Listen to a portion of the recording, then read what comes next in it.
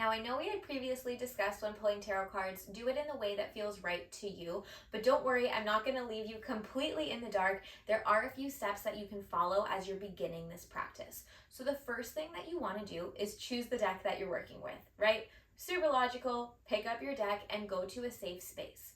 Number 2 is you want to cleanse the space, either using smudging / smoke, prayer, a white light visualization, Reiki if you're Reiki attuned, just even setting intention and the space is cleansed. I am ready to tarot, right? Cleanse your space. Number 3 is going to be shuffle your cards. There are a few different ways to shuffle, but I'm going to show you how I shuffle. So you never want to bend your tarot cards. It just makes it really hard to work with them, and it's also not very respectful. We want to show reverence to our card deck, right? But a lot of people shuffle in a way that I literally cannot. So I created a new way of shuffling for myself. I'm going to attempt to show you how a lot of people shuffle. If the cards go everywhere, apologies in advance, but they shuffle like this. I just can't do it. And they do, but you'll see people doing it really, really, really fast. For me, that just doesn't work. So I shuffle like this. Few cards over, under, over, no rhyme or reason, kind of just mixing them up.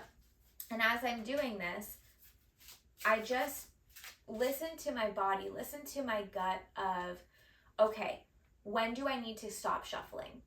For me, I feel it in my belly. So if I'm shuffling, actually right now I can feel it. I need to keep shuffling. If I stop shuffling and I feel a tightness in my upper stomach, I know that I need to keep shuffling. So I just keep going. Oh, and then it was stopped. Did you see how it was just that first little top part? I didn't have to reshuffle the whole deck. It was just these top cards that wanted to be reshuffled. I feel my yes, my it's complete in my lower stomach. Yeah.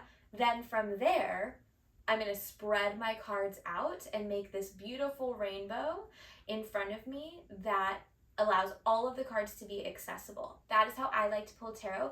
Again, multiple ways to pull tarot cards, splitting the deck, all kinds of different things. But for me, it is spreading them out. Then once all your cards are spread, you are going to hover your hands over your cards, or if you've split the deck, flip the ones that are at the top or at the bottom, wherever you feel called to pull from, and you're going to begin reading them. Again, you're going to be working with the definitions of the cards that you already know, as well as whatever you're picking up on in the moment. I promise you are not wrong.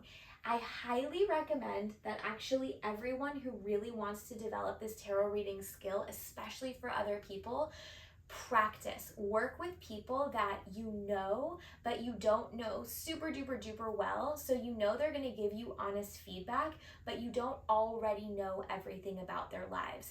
Pulling tarot for yourself is actually harder and causes more self-doubt than it is for pulling with someone else, because you already know everything that's going on in your head and in your life. So you're going to doubt yourself. Well, of course the card said that, but I already knew that.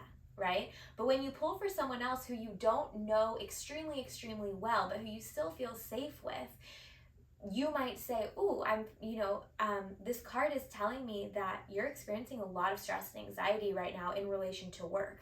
The person's going to look at you like, "How did you know that?" And that for you is going to be a really, really great confidence builder. So I really encourage you to practice with other people. And again, I can't stress this enough.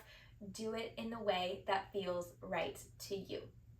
After you finish your tarot card reading, either for yourself or the other person, you're going to gather all your cards back together. If you want to take a picture of them beforehand to remember or to share with the other person, please feel encouraged to do that. It is totally okay to take a picture of your cards. You may even want to take notes on each card so you can remember what came through for you. Maybe you want to combine some channel writing or some channel speaking into your practice. But afterwards, you're going to gather everything together and then cleanse your deck. I like to do this by placing a selenite crystal on top of my cards. So literally just like that, I'll put a selenite right on top. I'll leave it there for maybe 5 minutes to 24 hours, depending on what my day is looking like, just knowing that it's fully cleansing the deck. The other way you could do that, as mentioned with cleansing space, you could do it through prayer, through Reiki, through white light visualization, through smudging, all kinds of ways to cleanse the deck. But it is really important to cleanse your deck after you use it, especially if you're using it with somebody else, to make sure that that energy has been fully cleared before you use it the next time.